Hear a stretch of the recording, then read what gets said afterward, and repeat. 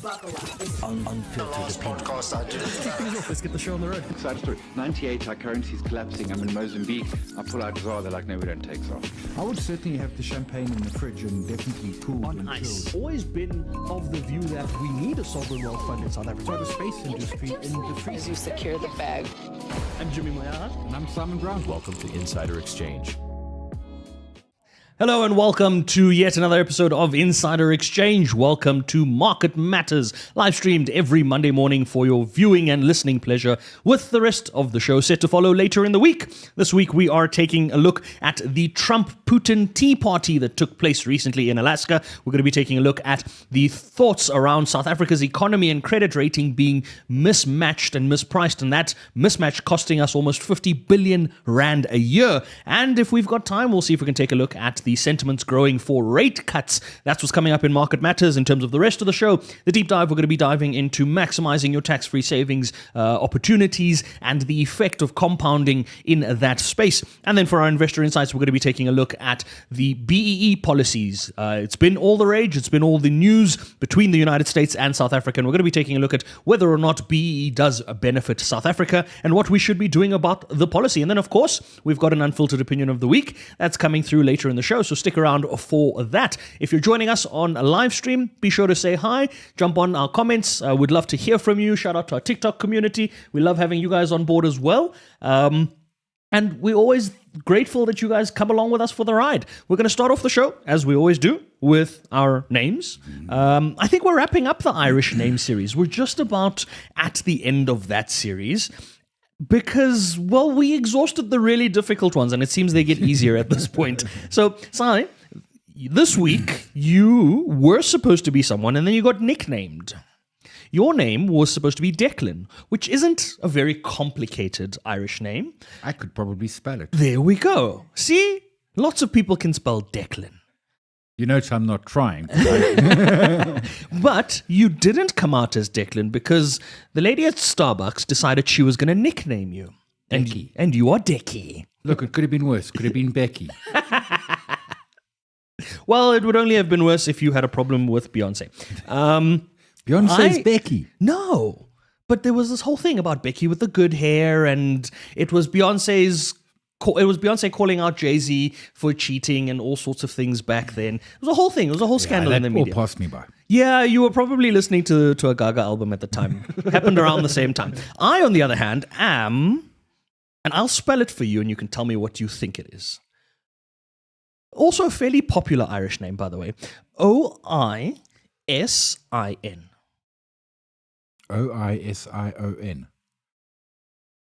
Ozen. Almost. Osama bin Laden. No, I don't think the Irish name their children that. It is pronounced Ushin. Okay. It's got an H somewhere in there. They're all silent these days, apparently. But that's what we're doing for names. And we'd love to hear your thoughts around that. We'd love to hear your suggestions. What should we try next? Perhaps we go country for country and find the weirdest names in every country and see how that goes. Because apparently South African names are very easy for South Africans to spell. So that didn't go as planned. So perhaps we keep moving and we go from Irish names to Scottish names while we're in that part of the world. And we'll see how that goes. But we're going to get straight into Market Matters because we have quite a bit to discuss. Do we start with, I suppose we start with the Tea Party, because the Tea Party was the big news, right? I mean, President Vladimir Putin stepping onto American soil, interestingly enough, a meeting.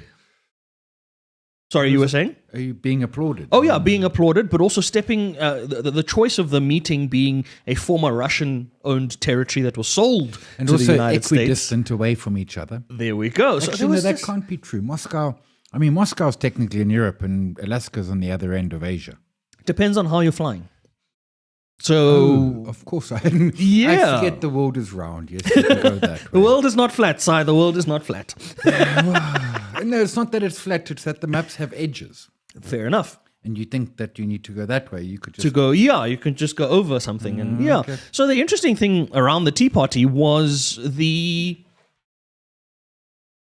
escort I found that President Trump wanted to kind of make a lot of points around things, right? So having a military escort, fighter jets escorting the Russian plane in and out of American airspace, and almost wanting to assert dominance and appearing taller than Putin. I mean, he is naturally taller than Putin, but I think for President Putin, someone who has historically dealt with almost all of the last couple of American presidents, I don't think he was very intimidated by President Trump.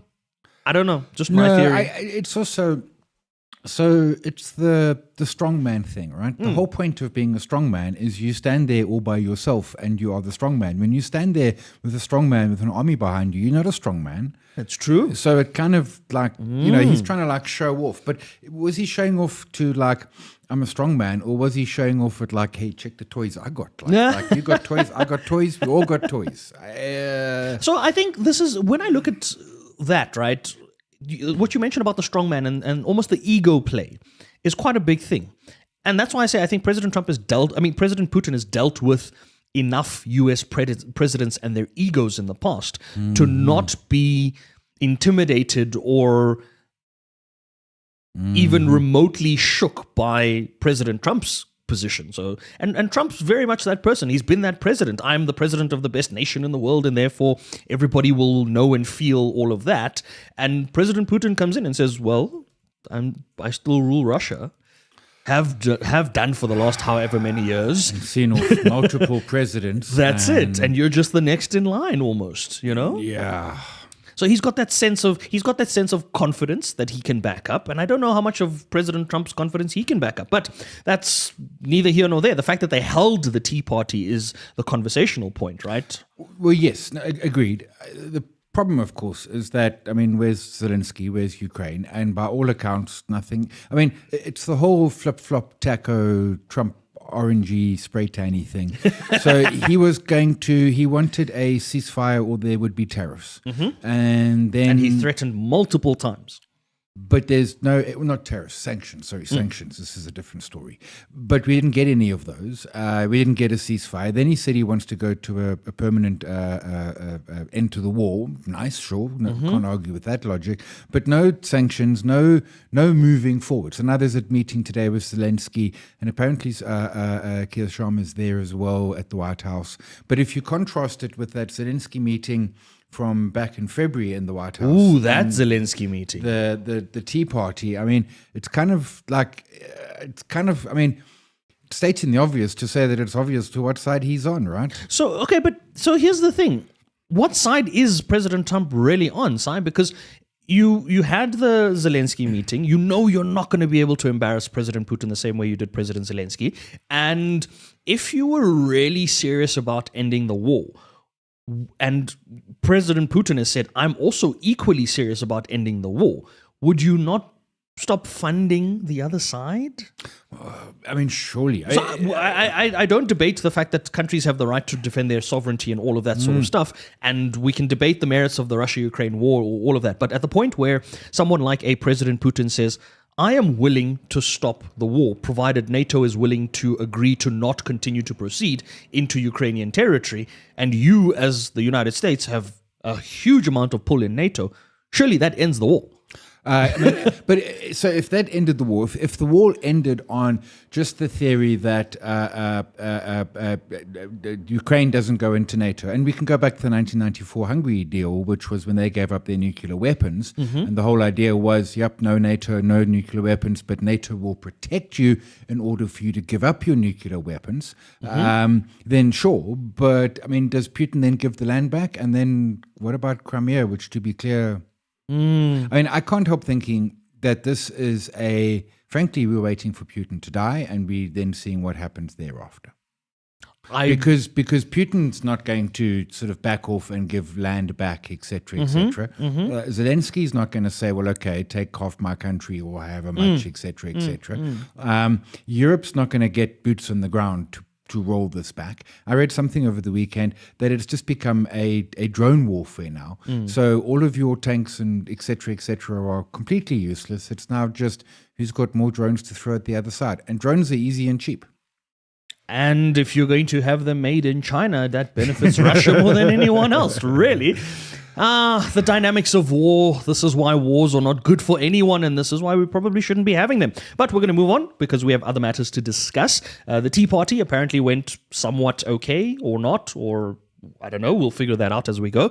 South Africa seems to be in a weird position because according to a gentleman I spoke to last week, the group CEO of the Standard Bank Group, Sim Shabalala, he touched on the fact that South Africa's fundamentals, our economic fundamentals and our credit ratings and everything that's underpinning just what the world sees of South Africa, based on our fundamentals and where our credit ratings sit, there is a mismatch that's costing us 50 billion rand a year in debt servicing costs. Now, to be clear, we currently spend around 1.2 billion rand a day in debt servicing costs. We spend more than 380 billion rand, according to National Treasury, on debt servicing costs. Now, that number is only set to increase because we've borrowed more from the likes of the World Bank since that number was put out. So, the 50 billion rand in debt servicing costs every single year. It's like 13 or 14%. Additional. On the numbers. Yeah. Now, that's interesting in that it speaks to two things. One, South Africa's economic fundamentals being stronger than what the world is pricing, or at least what credit ratings are pricing in. And two, a conversation you and I have had about credit ratings agencies and whether or not they skew sort of perception, because all the major credit ratings agencies are based in the US. Yeah, and I've actually had this conversation on my show around we need, and this wasn't about South Africa. This was more sort of your Ugandas and the like. Where there's not enough depth of talent within the Treasury departments, and then there's not enough depth of resources for those American rating agencies to really properly cover the continent, and hence the need for, do we need a African credit rating agency? Not because we're going to give middle finger to everyone else, but I take your point. I mean, it absolutely is, right? Because they wield astounding power. We are currently junk, and in fact, a couple of notches into junk, and that is costing us money. It absolutely costs us a vast amount of money. The 5-year, and that this happens to the one I'm looking at, is call it 8.1%. That's been about the best level since 2022. But, if that was lower, and if I zoom out, it's been down to, sub 6% in 2012. And that's the sort of, that 2% difference on a, let's call it 400 billion interest bill is a lot. Is a truckload of money. It's basically slices it from 400 to 300. Remember, our minister was looking for 58 billion for VAT. That's it. Well, we found it. Yeah. There we go. And interestingly enough, if you go back to one of our other episodes, we could fund Formula One for a very long time with that kind of money. You speak of the Africa Ratings Agency, and interestingly enough, the Africa Credit Ratings Agency that has been in the works is set to launch in September of this year. So next month. Like next month. Yeah, we're expecting that to go live next month. I wonder how that will affect the global ratings agencies and how that will affect all of the other ratings from around the world. And whether or not it will be taken seriously, because like you said, we still need problem, that part of it. So if they come out with ratings, to be clear, Moody's, Standard & Poor's and Fitch are all like at the same sort of place. Like, equally all based in the US. And if the African Rating Agency comes out with something that is better, like maybe we're only one notch rubbish, not sub-investment grade, then everyone's just going to do the usual, this is just... But then you also can't come out with a rating that matches those, and then you're aligning with them, because then you're just another ratings agency that 100%. isn't independent. So if we're going to speak of ratings agency independence, then we should have some barometer of how closely aligned are you guys? Yes. Where do you diverge on certain things? And there should be a divergence. Yeah, there should be. And you know what? Maybe we just need to start it, and in time it will establish its credibility. Because the concern is, it won't have any credibility. Okay. But the other concern, sorry to jump in here. The other concern is potentially that the US ratings agencies will try and diminish the credibility of this ratings agency and say, well, we are still the real ratings agencies and we don't recognize any of the others out there, right?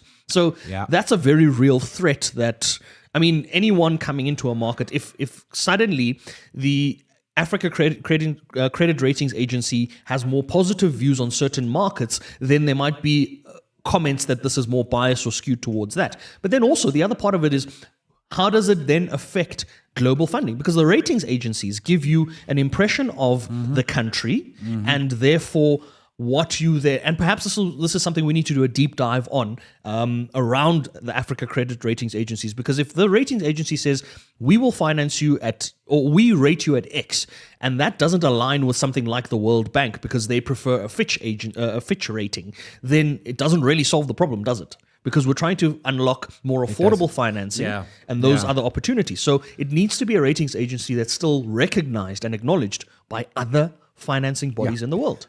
Right. And I think it's important that there are more voices in the room, and I think it's important that some of those voices are from our continent. But I do think that it's going to take some time for them to get the gravitas and the heft that Moody's, Fitch, and Standard & Poor's has. But we got to start somewhere, right? I mean, like, you don't not start because it's going to take you time to build up your kudos. Got to start somewhere. Speaking of voices in the room, we've been seeing, following the latest batch of US data that's come out, that increasingly now we are finally getting to a point where rate cuts are on the cards for the United States. Now, again, this is from an analyst point of view. The Fed has mentioned nothing about rate cuts as yet. And we've gone from, just for context, we've gone from expecting 6 rate cuts in a single financial year to now being on the verge of celebrating just 1. How did we get to that? Well, President Trump came into power, I suppose. Well, Trump came into power. So, I mean, but even last year, we came into last year expecting 6, and what did we get? 2 or 3. So, yes, but I think you're right in the sense that what we have got here is a risk to inflation. So last week we had PPI, looked a little hot, suggested that maybe, because the CPI was a little bit mixed, but maybe okay, which suggests a disconnect, because of course your PPI is what's exiting the factory gate as opposed to what your CPI is, what the consumer's paying. And maybe companies are to some degree swallowing some of that. And at the beginning of the year, I was at an Ashburton conference, and they were talking around, one of their US speakers was talking about how the margins in America, for corporate America, were the biggest they'd ever been. And he made the point, like, we can't expect that to continue. We can't get more margins, so valuation growth is going to have to come from somewhere else or hit a brick wall. So, but some of it's been absorbed. But it's the uncertainty. I mean, think about it. It was like, what, a weekend when it was Canada and Mexico, who got tariffs, etc. So markets are spooked at this point, and they are like, thanks, but no thanks. And I mean, September, so we've got Jackson Hole at the end of this week. Ooh. That's a biggie. Was it in the week? It's 21 to 23. I don't know when the 21st. 21st is this week? Friday, Saturday. Friday, Saturday. So Jackson Hole this week. We'll get some more sense then. But I mean, partly I think, so if I had to put money on it, I think I'd put a little bit on, yes, they'll get a September cut, but only a quarter. And it's like, I don't think it's a slam dunk. I think it's a probability, but not a slam dunk. Oh, there is so much out there from a data point of view. And if we look at markets before we wrap up our market matters, markets are seemingly trying to wait and see how that data unfolds. Because if I'm looking at our own markets, we've touched all-time highs. We touched above 95,000 points on the top 40. We're still above 100,000 points, if I'm not wrong, on the all-share index. The Resi is up. All markets are virtually trading at those all-time highs. And it speaks to that comment you made just now, Sai, about valuations and where we go from here. What else is going to continue to drive those valuations? At least locally, we know what's driving our Resi stocks is more positive commodities pricing. I suppose this will then underpin whether or not we start to see corrections in markets and how deep those corrections start to become. But for now, it looks as though markets are going to say, as long as nothing's happening, we're going to stay at these highs. Yeah. No, I mean, the markets are not spooked. Look, something can spook them. I can't help thinking it might be NVIDIA results in 2 weeks. But at this point, all that's happening and the market's like, yeah, no worries.